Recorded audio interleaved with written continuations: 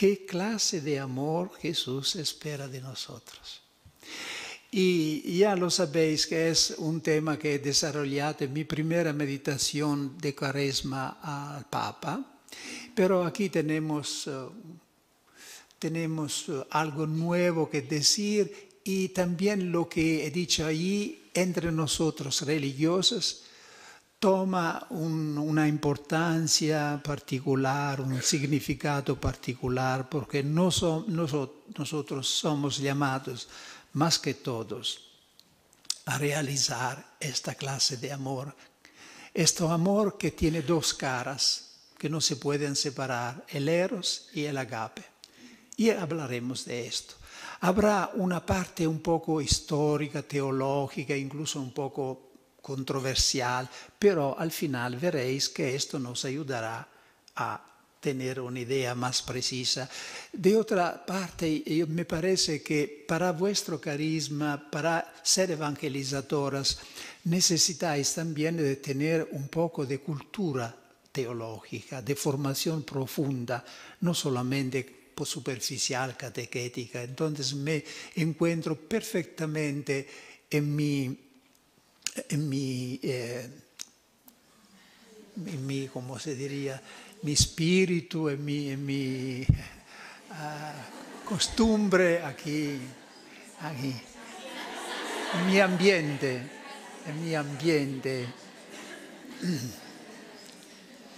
No es que yo me vuelvo atrás y regreso a ser el profesor que está frente a los estudiantes. Uy, no, aquí estamos entre hermanos que tienen el mismo deseo de enamorarse de Jesús.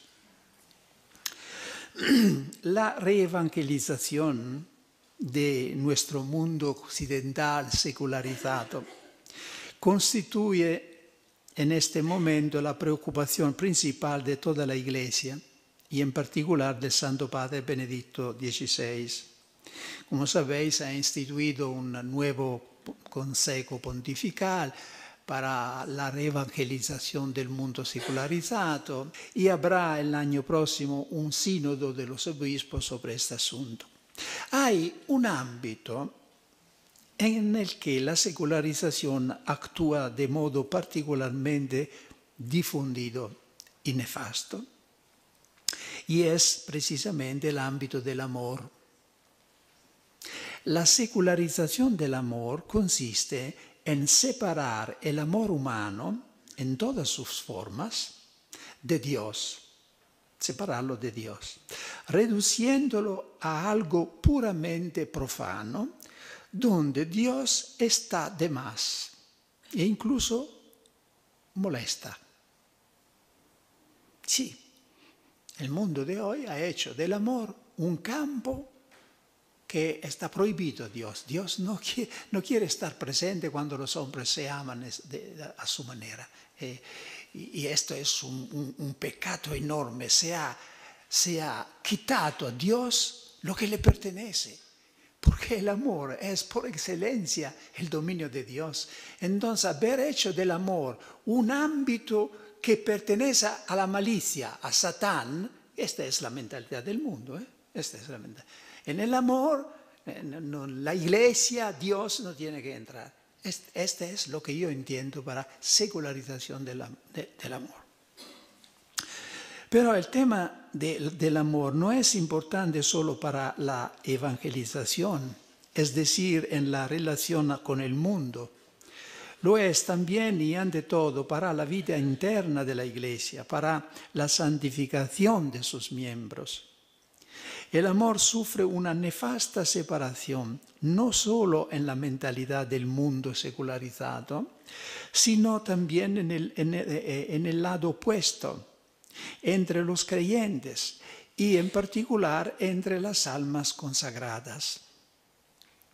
Simplificando al máximo, podríamos formular así la situación. En el mundo encontramos un eros sin agape.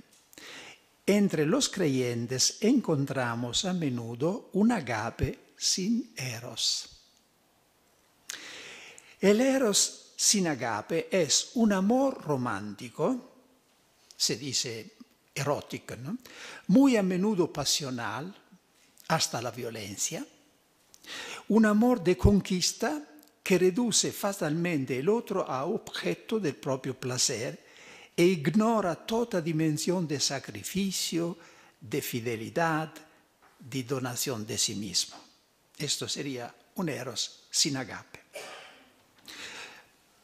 No es necesario insistir en la descripción de este amor porque se trata de una realidad que tenemos a diario ante los ojos, de la que se hace propaganda por parte de novelas, películas, series televisivas, etc.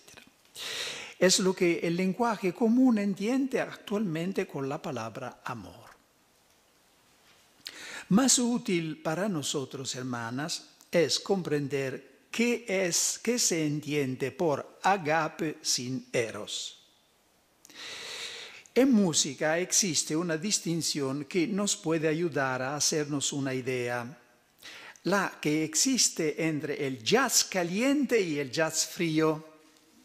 Hay algunas músicas, ¿no? Leí en alguna parte esta caracterización de los dos géneros, aunque no es la única posible, pienso. El jazz caliente, ¿conocéis qué es el jazz, no? Un género musical. Se distingue hot jazz and cold, hot and cold. Yo tengo dos CD, uno es el clásico del jazz hot, me l'ha regalato. Después que hice esta meditación en la Casa Pontificia, un joven en América, en los Estados Unidos, me regaló dos CD. Uno es The Best of Hot Jazz, ¿no? Y el otro The Best of the Cold Jazz.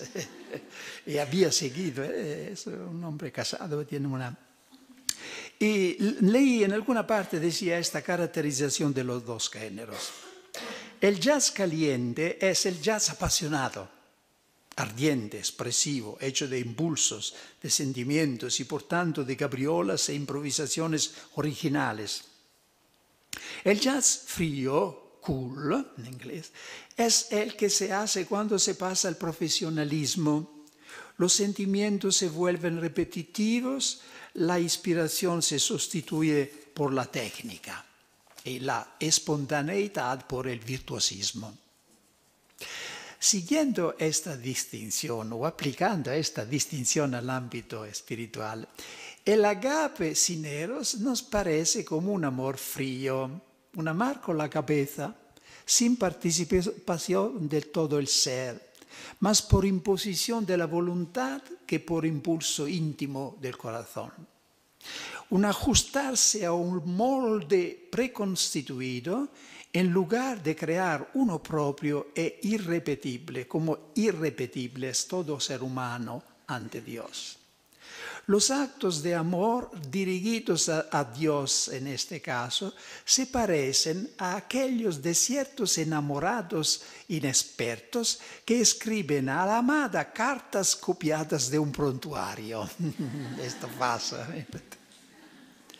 Si el amor mundano es un cuerpo sin alma, el amor religioso practicado así es un alma sin cuerpo. El ser humano no es un ángel, es decir, un puro espíritu, es alma y cuerpo substancialmente unidos. Todo lo que hace, incluyendo amar, debe reflejar esta estructura suya. Si la parte ligada al tiempo y a la corporeidad es sistemáticamente negada o reprimida, el resultado será doble. O se sigue adelante de forma faticosa por sentido del deber, por defensa de la propia imagen, entonces para hipocresía. O bien se buscan compensaciones más o menos lícitas, hasta los dolorosísimos casos que están afligiendo a la Iglesia con los escándalos del clero. En el fondo de muchas desviaciones morales de almas consagradas, no pueden ignorarse. Hay una concepción y una experiencia distorsionada y deformada del amor. Tenemos, por tanto, un motivo doble y una doble urgencia de redescubrir el amor en su unidad originaria. El amor verdadero e íntegro es una perla escondida entre dos valvas que son el eros y el agape. No se puede separar estas dos dimensiones del amor sin destruirlo. Como no se pueden separar entre el hidrógeno y el oxígeno sin privarnos con ello del agua. Quien pretendería de separar el hidrógeno del oxígeno renunciaría al agua, no habría agua. Ya habéis entendido que me muevo mucho partiendo de la encíclica de Benedicto XVI, Deus Caritas Est, que también propone esta síntesis, esta armonía entre los dos aspectos. Ahora vamos a considerar, y aquí es la parte un poco más histórica, la tesis contraria de la incompatibilidad entre los dos amores. La reconciliación más importante entre las dos dimensiones del amor es, por supuesto, la práctica, la reconciliación práctica que tiene lugar en la vida de las personas. Pero precisamente para que esta sea posible es necesario comenzar con reconciliar entre sí eros y agape también teóricamente o teológicamente en la doctrina. Esto nos permitirá, entre otras cosas, conocer finalmente qué se entiende con estos dos términos tan a menudo usados y mal entendidos, eros y agape. La importancia de la cuestión nace del hecho que existe una obra que hizo popular en todo el mundo cristiano, católico y protestante, la tesis opuesta, es decir, la tesis de la inconciliabilidad de las dos formas del amor. Se trata del libro del teólogo luterano sueco Anders Nygren, intitulato Eros y Agape, que ha sido traducido en todas las lenguas. Podemos resumir su pensamiento en estos términos. Eros y Agape designan dos movimientos opuestos. El primero, Eros, indica ascensión y subida del hombre hacia Dios y hacia lo divino, como el propio bien y el propio origen. La otra, el agape, indica el descendimiento de Dios hacia el hombre, con la encarnación y la cruz de Cristo, y por tanto la salvación ofrecida al hombre sin mérito y sin respuesta por su parte que no sea la sola fe. El Nuevo Testamento hizo una elección precisa usando para expresar el amor cristiano el término agape y rechazando sistemáticamente el término eros. Y veremos que esto es verdad, pero las consecuencias no lo son. Es verdad que en el Nuevo Testamento no se encuentra la palabra eros. San Pablo es el que con más fuerza recogió, según este teólogo, y formuló esta doctrina del amor. Después de él, que como decir la doctrina de la pura gracia, el hombre no puede hacer nada, tiene solo que recibir. Hay solo el amor descendiente de Dios hacia el hombre, un amor de misericordia, de perdón, de búsqueda, que el hombre tiene que recibir y nada más. Y recibir con la fe, sí, por supuesto, ¿eh? Sin poder hacer nada en cambio. Después de Pablo, dice Nygren, siempre esta antítesis radical fue perdiéndose casi enseguida para dar lugar a intentos de síntesis Apenas el cristianismo entra en contacto cultural con el mundo griego y la visión platónica, ya con Orígenes hay una revalorización del eros como movimiento ascensional del alma hacia el bien, hacia lo divino. Y como habéis visto que más o menos la agape tiene un movimiento descendiente de Dios a nosotros, el eros es un movimiento ascendiente, de búsqueda hacia Dios. Ya con Orígenes hay una revalorización del eros como movimiento ascensional del alma hacia el bien y hacia lo divino, como atracción universal ejercida por la belleza y por lo divino.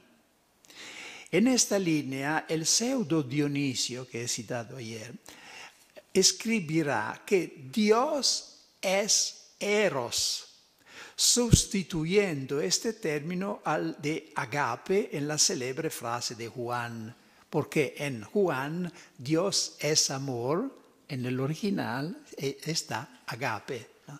Dios es agape. Y este autor traduce Dios es eros.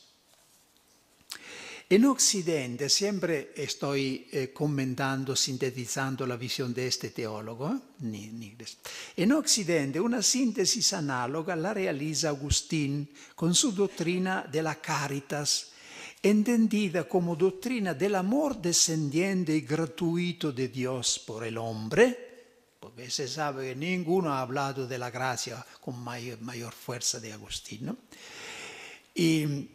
Pero también como anhelo del hombre al bien y a Dios. San Agustín concibe el amor como la gracia, la benevolencia gratuita de Dios hacia el hombre, pero también como anhelo del hombre hacia Dios. Suya es esta frase famosa: nos has hecho para ti, oh Dios, y nuestro corazón está inquieto hasta que no reposa en ti.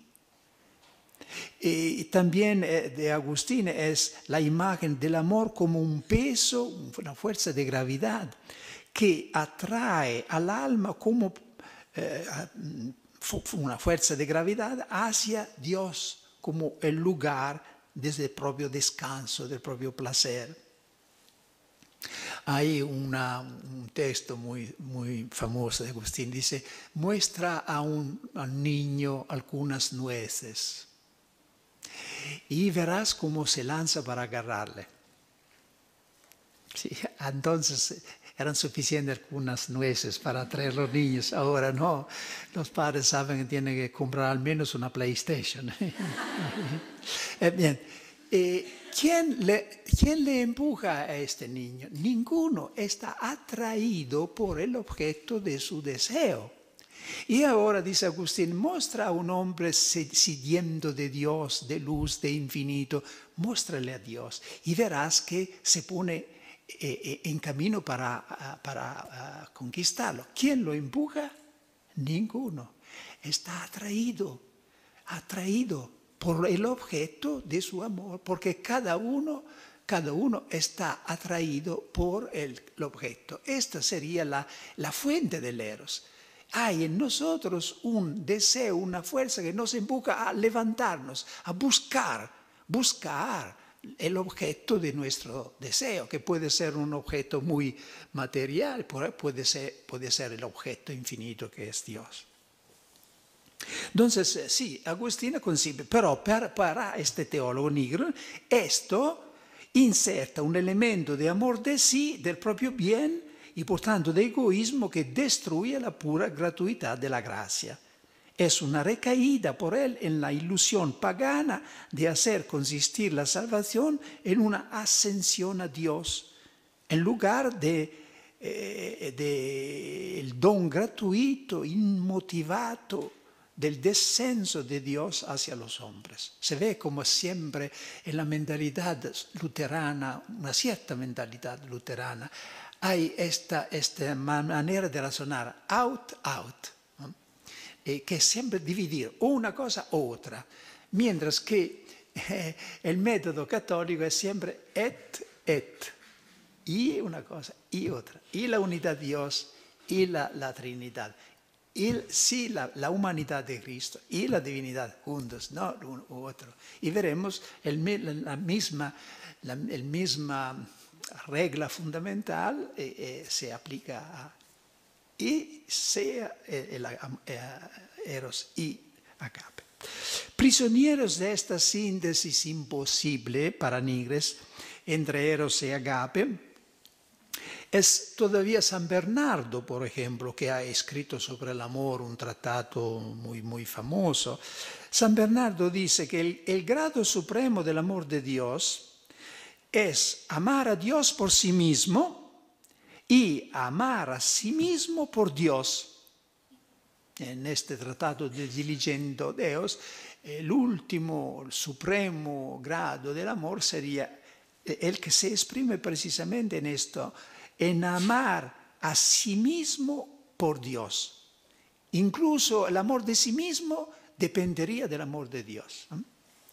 Pero esto para Nigre es también una búsqueda de sí mismo, es pretender restituir algo a Dios. Y para no hablar del tratado de San Bonaventura, del itinerario de la mente a Dios, ¿no? Los conocéis, esta es una obra muy famosa de San Bonaventura, Ascenso del alma a Dios. No sé cuál sería el título en castellano, me parece, pero ¿qué es? Ascenso. Ascenso del alma a Dios, ¿no? Itinerarium mentis in Deum es el título original. Porque toda esta, que es un clásico de la espiritualidad cristiana, ha sido, está concebido como un levantarse desde las criaturas exteriores que se ve el creado, la belleza del creado, y después a través de los dones espirituales, la inteligencia, la voluntad que tenemos, como grados levantarse hacia Dios hasta llegar a Cristo, que es el grado último de que se salta a Dios. Todo el camino espiritual está visto como un camino de ascenso. Y para Nigren esto es siempre recaer en la idea que el hombre puede hacer algo, no solo recibir. Entonces está.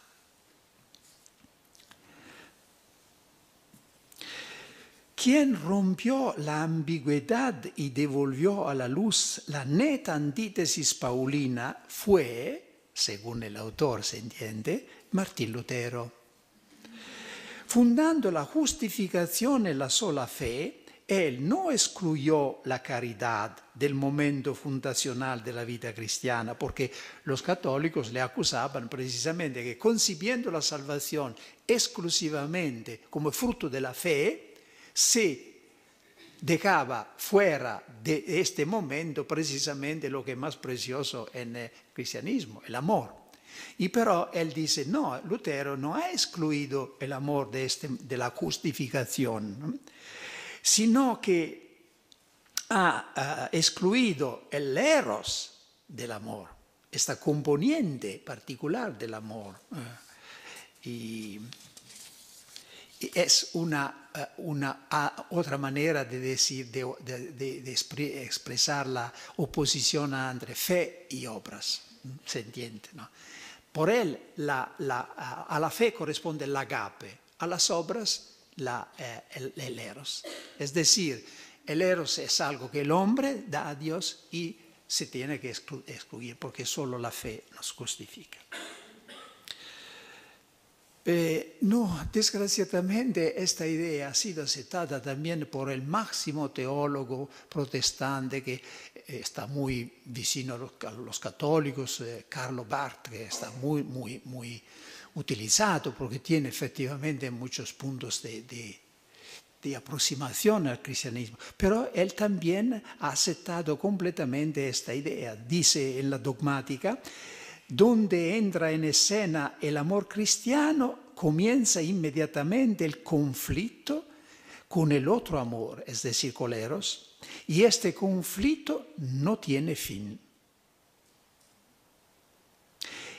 Ahora mi crítica a esta visión. Claro, si me seguís. El resultado de esta operación es la radical mundanización y secularización del eros. Mientras de hecho una cierta teología excluía el eros del agape, la cultura secular era muy feliz por su parte de hacer el proceso contrario, es decir, de excluir completamente el agape del eros, que significa excluir Dios del amor humano. Excluir del amor humano la dimensión sagrada, de fidelidad, de sacrificio, que son características del agape. Esto es lo que yo llamo la secularización, la mundanización del amor. Sustraer a Dios este campo que le pertenece por derecho. Es un crimen de la cultura, un crimen. Freud proporcionó a esto una justificación teórica reduciendo el amor a eros, sin agape, y reduciendo el eros a libido, es decir, a pura pulsión sexual. Y es el estadio al que se recude hoy el amor en muchas manifestaciones de la vida y de la cultura, sobre todo en el mundo del espectáculo. Hace 2 años me encontraba en Madrid y en los periódicos leí de una exposición que se tenía en Madrid y cuyo título era Las lágrimas del eros. Las lágrimas del eros. Era una exposición de obras de arte, pinturas y estatuas que ponían de relieve la relación entre el eros y la muerte, eros et thanatos. Es decir, que al eros siempre sigue la muerte. Y a la misma constatación se llega leyendo algunas poesías modernas de Baudelaire o de Rimbaud. El amor que por su naturaleza debería llevar a la vida lleva en cambio a la muerte, porque esta exposición ponía de relieve esto, que el eros lleva a la muerte. Y también el sentido de las poesías modernas de Rimbaud, de Baudelaire, es precisamente esto, que el amor lleva a la muerte. Es algo muy tórbido. Ahora volvemos a la síntesis, a nuestra visión positiva.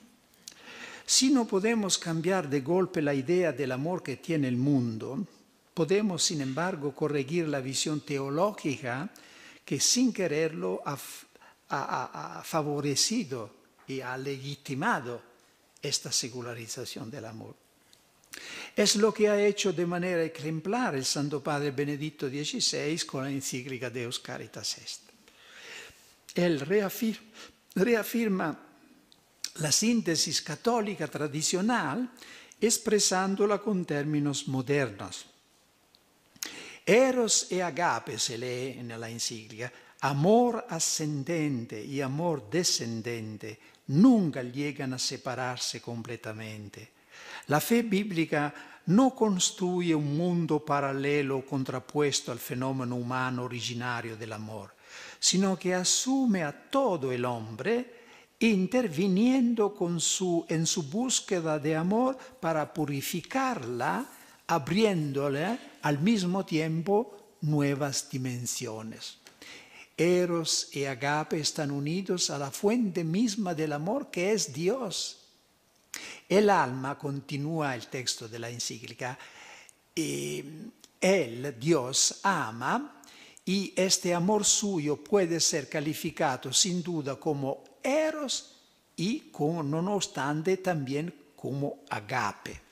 Es decir, que la síntesis se realiza primero en Dios.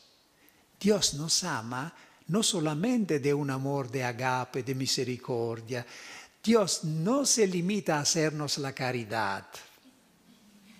Nos quiere, tiene deseo y necesidad de nosotros. Es un descubrimiento que conmovedor esto. Conmovedor. En otros términos, Dios está enamorado de sus criaturas. Catalina de Siena diría que está locos como embriagado de amor por su criatura. Se entiende la acogida insólitamente favorable que este documento pontificio encontró también en los ambientes laicos, más abiertos y responsables. Esta da una esperanza al mundo, corrige la imagen de una fe que toca tan tangencialmente al mundo sin penetrar dentro de él. La corrige con la imagen evangélica de la levadura que hace fermentar la masa. Sostituye la idea de un reino de Dios venido a juzgar al mundo con la de un reino de Dios venido a salvar al mundo, empezando por el eros, que es su fuerza dominante. A la visión tradicional propia de la teología católica como de la ortodoxa, se puede aportar, creo, y esta era mi aportación en este ámbito como estudioso de los padres de la Iglesia y del Nuevo Testamento, se puede aportar una contribución filológica, una confirmación filológica, es decir, esta tesis que Eros no tiene ningún lugar en el amor cristiano está fundada sobre un hecho filológico, es decir, que no se encuentra en el Nuevo Testamento la palabra Eros. Ha sido voluntariamente excluida. Esto es verdad. Pero las consecuencias que se traen no son falsas. ¿Por qué los autores del Nuevo Testamento han evitado de hablar del amor con este término Eros? Por el mismo motivo, porque yo como predicador ahora cuando parlo a la gente evito de hablar de eroticismo, porque sé que la gente que me escucha para eroticismo, eros, entiende algo, cuando se habla de filmes eróticos, entienden algo muy especial. El Nuevo Testamento, hablando a gente sencilla que no conocía ni Platón ni la filosofía griega, se conformaban a esta mentalidad. Y entonces evitaban Eros porque Eros inmediatamente estaba entendido por la gente en un senso negativo, en su senso pasivo particular.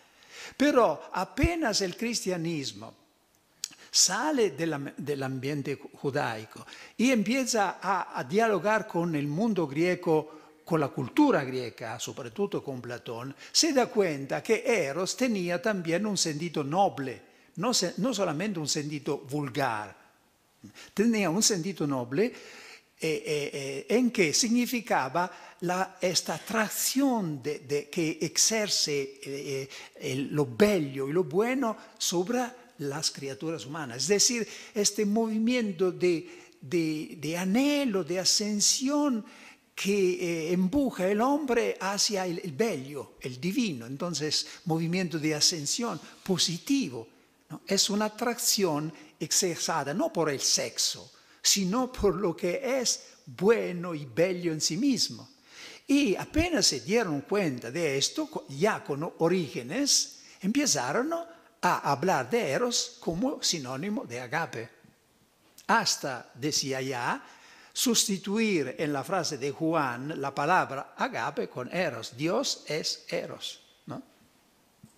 Y entonces las conclusiones que se han traído de este silencio no tienen fuerza. Es todo un sistema construido sobre el silencio. Se dice el argumento de silencio que no tiene, en este caso no tiene.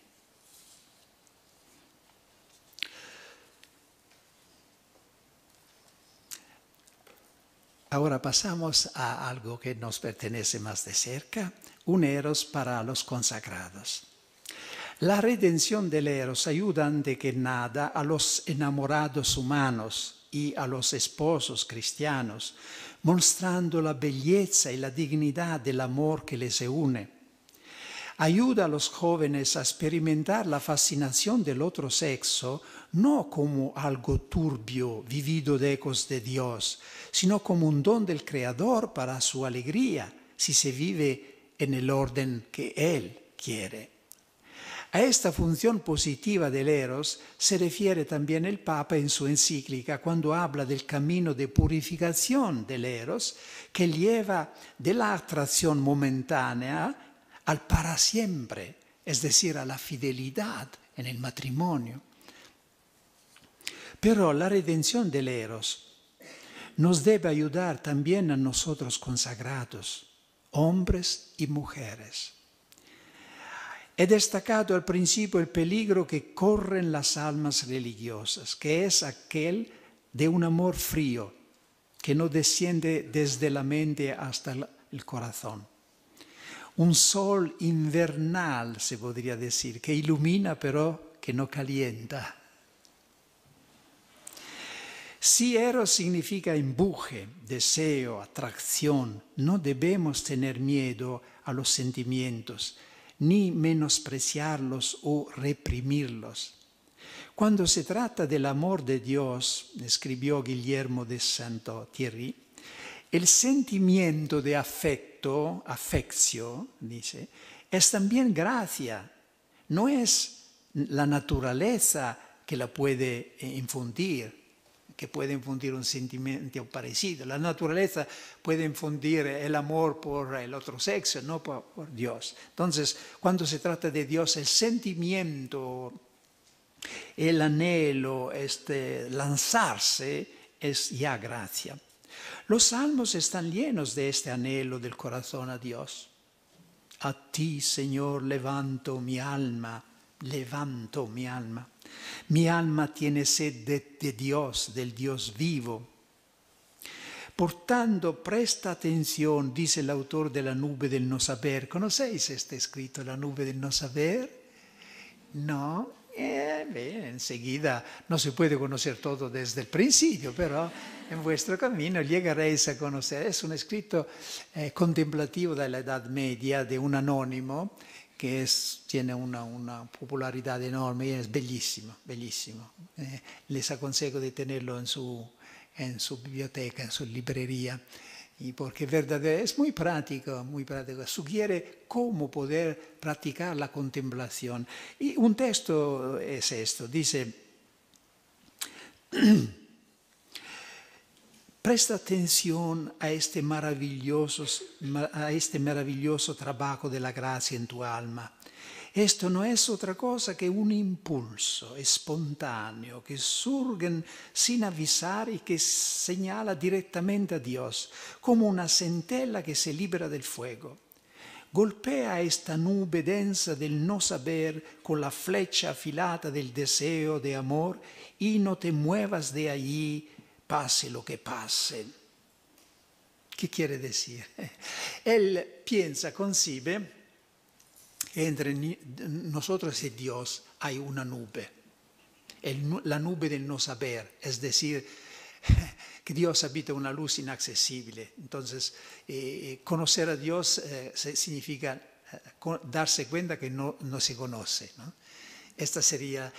Este hombre dice que lo que podemos hacer es de lanzar contra esta nube flechas, impulsos de amor, impulsos de amor. Y yo, que amo mucho el mar, cuando estoy a la orilla del mar, me parece de tener un ejemplo en el mar de lo que se tiene que hacer. El mar siempre empuja olas hacia la orilla, a veces majestuosas, a veces lentas, pero nunca está completamente parado, ¿no? Empuja, y me parece que es el símbolo del alma que tiene que empujar hacia Dios impulsos del corazón. A veces sin palabras, movimientos del corazón, pensar a Dios, decir te amo, te quiero. El mar podría ser también este símbolo de este anhelo hacia Dios, que es la contemplación. Por todo esto no nos basta, pero todo esto, este esfuerzo de lanzar actos de amor, impulsos hacia Dios que está encima de esta nube, de esta tiniebla, la noche, ¿no? Esto no nos basta. Aquí digo algo que es un poco más personal, no está escrito en ninguna parte. Esto no nos basta, diría yo al autor de La nube de no saber. No nos basta. Nosotros somos criaturas, vivimos en el tiempo y en un cuerpo.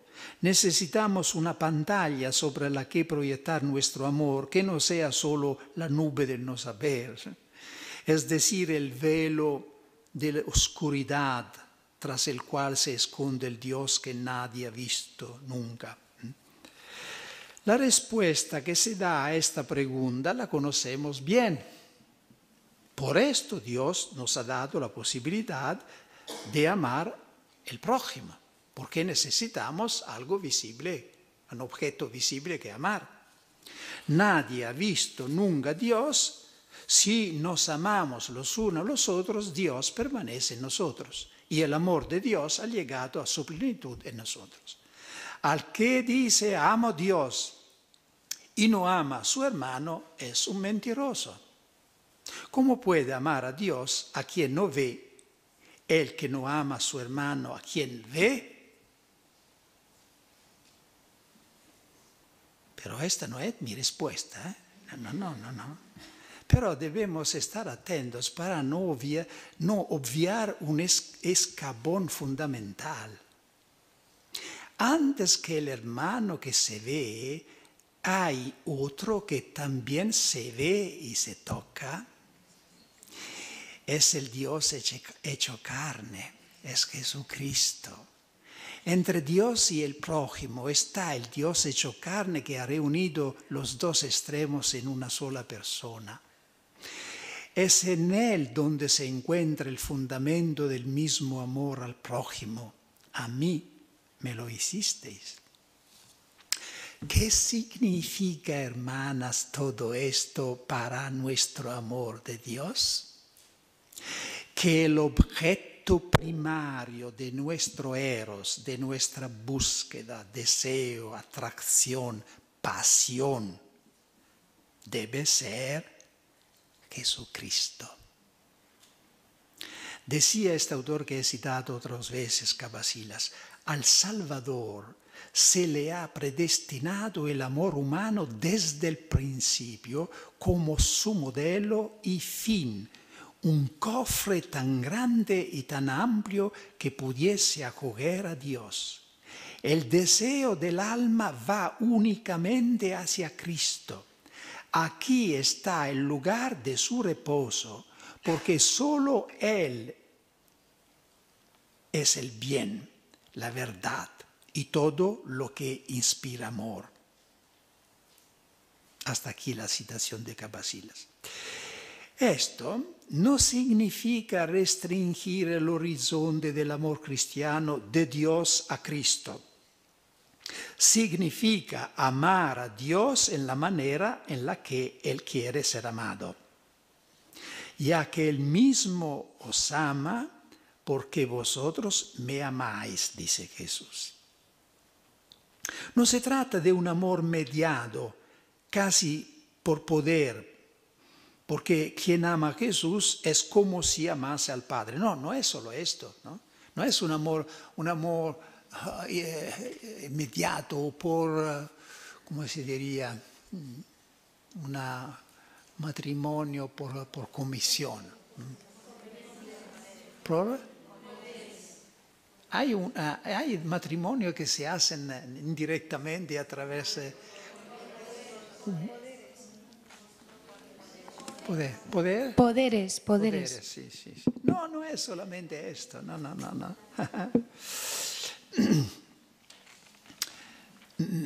No es como, para así decirlo, quien ama a Jesús es como si amase a Dios. No. Jesús es un mediador inmediato. Amándole a Él, se ama ipso facto también al Padre. El que me ha visto al Padre. Quien me ama, a mí ama al Padre. Es verdad, hermanas, que tampoco se ve a Cristo, ¿verdad? Pero Él está resucitado, está a nuestro lado, más de lo que un esposo enamorado está al lado de su esposa. Aquí está el punto crucial. pensare in Cristo no como en una persona del pasado, sino como el Señor resucitado y vivo con el que puedo hablar, que puedo besar si quiero, convencido che mi beso non termina nella imagen, nel papel o nella madera del crucifijo, sino che sobre un rostro y unos labios de carne viva, aunque espiritualizada, felices de recibir mi beso. Cuando besáis el crucifijo, pensáis que no hay madera bajo vuestros labios. Sí, físicamente hay madera, pero espiritualmente hay carne viva del resucitado que percibe el beso. La belleza y la plenitud de la vida consagrada depende de la calidad de nuestro amor por Cristo. Solo éste es capaz de defender de los bandazos del corazón. Jesús es el hombre perfecto. En él se encuentran en un grado infinitamente superior todas esas cualidades y atenciones que un hombre busca en una mujer, y una mujer en un hombre, o un amigo en el amigo. Su amor no nos sustrae necesariamente de la llamada de las criaturas, y en particular de la atracción del otro sexo. Esta forma parte de nuestra naturaleza que Él ha creado y que no quiere destruir. Pero nos da la fuerza de vencer estas atracciones con una atracción más fuerte. Decía ayer, casto, dice San Juan Clímaco, es aquel que expulsa el eros con el eros, con este eros. Destruye quizás, como pensaba este teólogo Nigren, todo esto, la gratuidad del agape, pretendiendo dar a Dios algo en cambio de su amor. ¿Anula esto la gracia? En absoluto, al contrario, la exalta. ¿Qué damos, de hecho, de esta forma a Dios, sino lo que hemos recibido de Él? Nosotros amamos porque Dios nos amó primero. El amor que damos a Cristo es su mismo amor por nosotros que le devolvemos como hace el eco con la voz. Y esto tiene un misterio profundísimo, porque nuestro amor de criatura para Dios, ¿qué sería? Nada, nada. Pero si es el amor con que Dios nos ama, que le llega de retorno, entonces podemos dar a Dios un amor infinito. ¿Y dónde estaría la novedad en este caso? ¿No? Dios deja un amor infinito sobre nosotros y nosotros liberamente le dejamos que salga a Él. ¿Dónde estaría qué hay de nuevo por Dios? ¿Qué hay de nuevo por Dios en este caso? En el eco que remanda la voz no hay nada de nuevo, ¿no?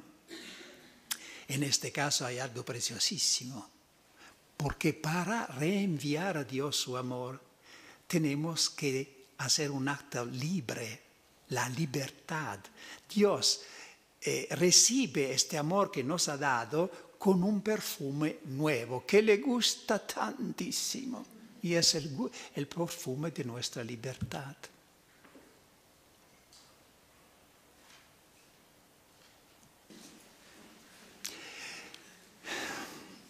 ¿Cuál sería el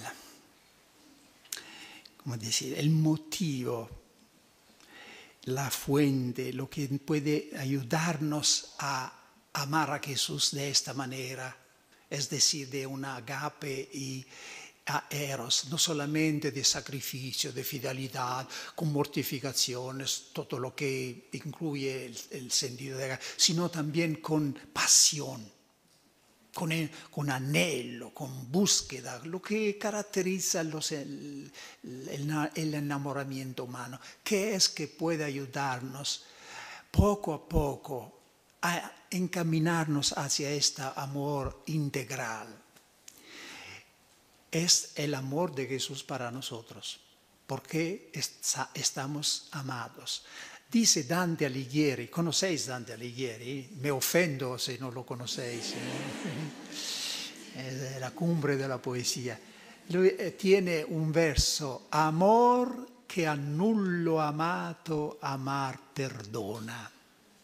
Es como una ley, dice, el amor no permite a la persona que está amada de no reamar a su vez. Es muy fácil también en italiano, amor que a nullo amato, a ningún amado, amar perdona, es decir, permite de no amar, ¿no? El amor no permite que la persona amada no sienta el deseo de amar a su vez. Esto es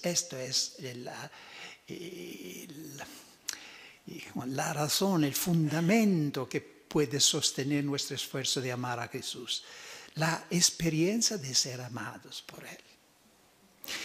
Él no nos ha amado primero una vez, cuando nos creó, cuando nos redimió. No, siempre nos ama primero, cada día. Cada vez que hacemos un acto de amor a Jesús, Él nos ha amado primero.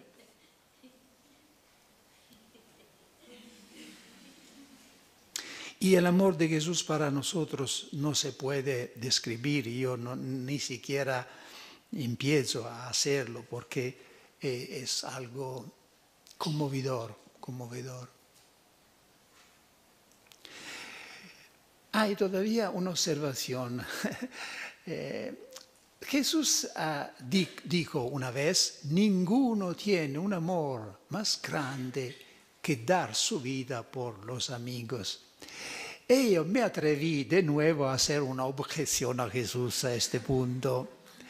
Y dije, Jesús, pero sí que hay un amor más grande que esto, que dar la vida por sus amigos.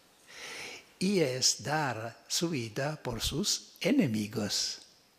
Y pronto la respuesta, es precisamente lo que yo he hecho, dice Jesús.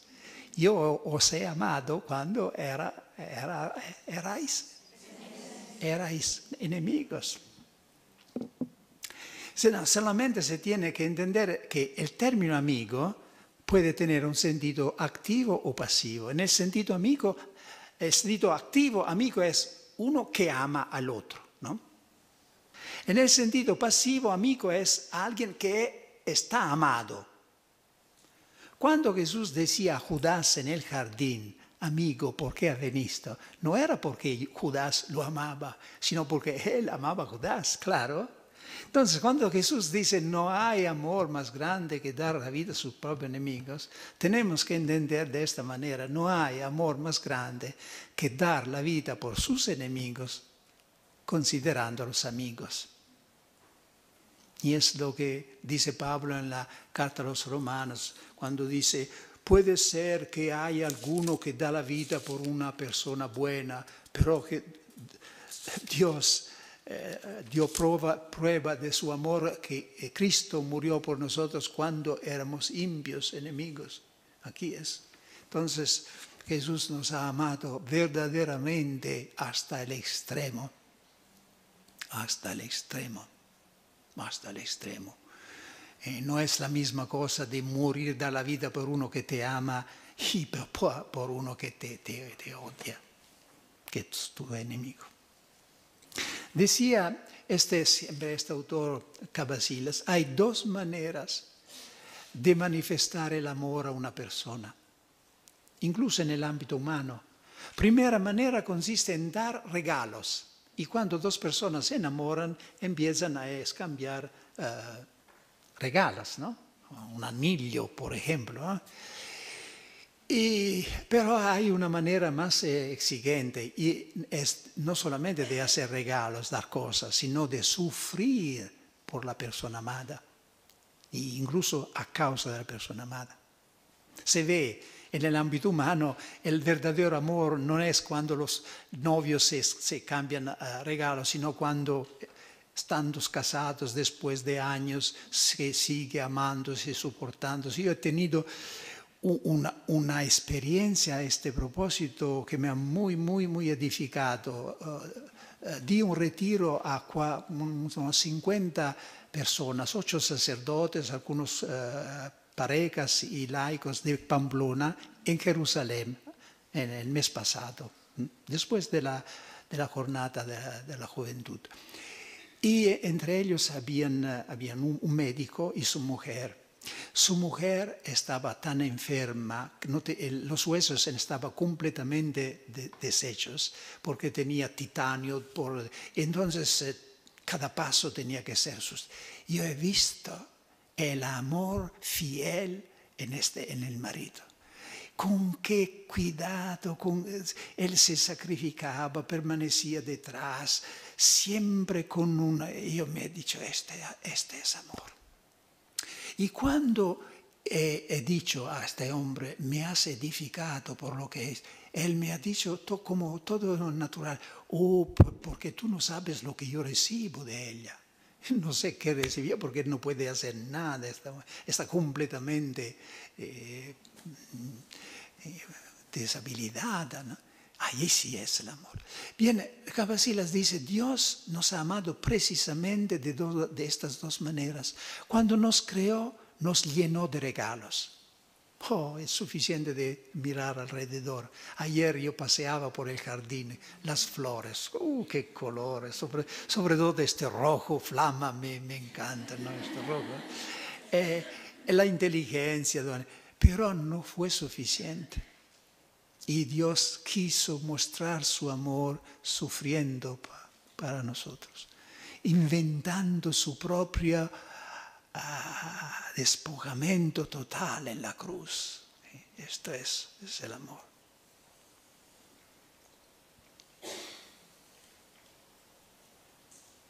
Permitidme ahora, hermanas, de añadir algo que puede ser más concreto. He hablado de agape y eros como de las dos caras del amor.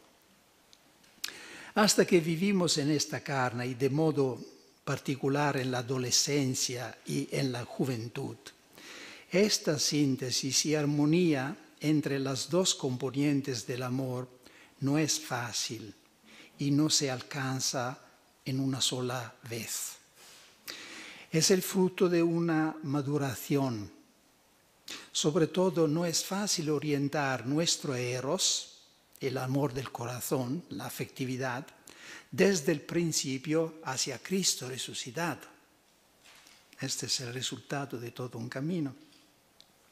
Hay etapas y obstáculos que superar en este camino de purificación del corazón. Un obstáculo bastante frecuente en la adolescencia y en la juventud es que nuestro eros se muestra, y nuestro eros y nuestra afectividad, en lugar de dirigirse a Cristo, se dirige a una criatura del otro sexo o incluso del mismo sexo. ¿Qué hacer cuando uno toma conciencia de este sentimiento y de esta atracción? Tenemos que distinguir la atracción como cosa natural, como materia de nuestra entrega a Cristo, ¿no? El hecho de percibir la atracción es natural, es el don de Dios, el como Dios nos ha creado. Llamándonos a la vida consagrada, Dios no nos ha dejado nuestra sexualidad. No, absolutamente. Sería destruirnos como hombres y mujeres. No. Y solamente nosotros hacemos precisamente de esta atracción el objeto de nuestra entrega, de nuestra don a Dios. Como la novia renuncia a toda propuesta que le ha sido dado de amor para responder a una propuesta, así nosotros, ¿no? Entonces no hay nada de sorprendente, no tenemos que preocuparnos si se siente decimos, esta es precisamente la materia de mi oferta al Señor. Y no es el lugar, pero me gustaría tanto insistir sobre la necesidad de liberarnos de tabús. Porque la educación tradicional ha llenado las almas consagradas de tabús, como si la virtud consistiría en no ver esto, no cerrar los ojos de esto. Esto es aceptar que este dominio sea de Satanás, no de Dios, ¿no? La vida religiosa necesita una libertad interior, que no significa conocer la realidad con serenidad, aceptarla como don de Dios, como la aceptaba Jesús, que era también un hombre y sentía también la atracción, la admiración por la mujer, pero él las miraba con los ojos de Dios, es decir, como algo de que glorificar a Dios, dar gloria a Dios, pero sin quererla poseer, sin creerla, porque está destinada a quien está destinada, ¿no? Así nosotros tenemos que liberarnos de tabús y adquirir estos ojos de Jesús. ¿Con qué libertad Jesús podía hablar de la mujer, del parto, del embarazo? Porque veía las cosas de esta manera. Entonces, no es así la dificultad de experimentar estos sentimientos. Cuando esta atracción de general se vuelve a ser particular, es decir, se dirige a una persona particular, lo que será decisivo es la manera con que se administrará esta situación. La cosa más importante que hacer es de confiarse con el padre espiritual o con la madre espiritual. Tener un diálogo abierto y sereno sobre este asunto. Decir lo que se siente, porque este diálogo muy a menudo lleva a superar el obstáculo. Y de esta manera, esta lucha se vuelve una riqueza. Ayuda a madurar la persona, a adquirir una madurez más grande. Jamás revelar su sentimiento a la persona que es el objeto del sentimiento mismo. En la mayoría de los casos se trata de una fase transitoria o casi inevitable en la formación, en el proceso de maduración adolescencial, y cuyo fruto, decía, puede ser también positivo, porque nos ayudará precisamente a amar a Jesús, a transferir en Jesús esta riqueza de sentimiento, de entrega, de capacidad de sacrificio, de olvidarnos de nosotros, que son precisamente frutos de Eros, ¿no? La capacidad de olvidarse para entregarse a alguien. Entonces, esta experiencia puede ayudarnos a amar a Jesús precisamente de este amor de Eros. Pero si en lugar de desaparecer o de crecer, este sentimiento crece, se fortalece, es signo de que se tiene otra vocación y se acepta como el plan de Dios con serenidad.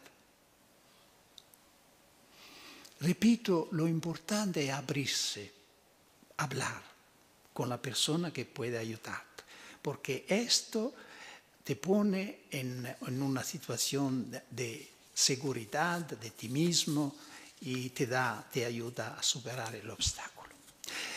Regresamos por finir al tema principal, que es nuestro amor por Jesús, que es agápico y erótico. Bien, les digo lo que me atreví a decir en frente del Papa y de los cardenales, y entonces puedo decirlo también aquí porque vale igualmente para vosotros. Y fue un acto atrevido, de hecho algún cardenal permaneció un poco. Io he intentato, Santo Padre, venerables padres y hermanos, decía, yo he intentado imaginar qué diría Jesús resucitado, sí, como hacía en la vida terrena cuando entraba el sábado en una sinagoga, ahora viniese a sentarse aquí en mi lugar y nos explicase en persona cuál es el amor que Él desea de nosotros. Y quiero compartir con vosotros con sencillez lo que creo que diría Jesús. Nos servirá para hacer nuestro examen de conciencia sobre el amor. Entonces es Jesús ahora que habla. El amor ardiente es ponerme siempre en el primer lugar. Es buscar agradarme en todo momento. Es confrontar tus deseos con mis deseos. Es vivir ante mí como amigo, confidente, esposo, esposa y ser feliz por ello. Es estar inquieto si piensas estar un poco lejos de mí. Es estar lleno de felicidad cuando estoy contigo. Es estar dispuesto a grandes sacrificios con tal de no perderme. Es preferir vivir pobre y desconocido conmigo más que rico y famoso sin mí. Es hablarme como al amigo más querido en todo momento posible. Es confiarte a mí mirando a tu futuro. Es desear perderte en mí como meta de tu existencia. Amén. Sí, aplaudís. Sí, Pero no a mí. gracias.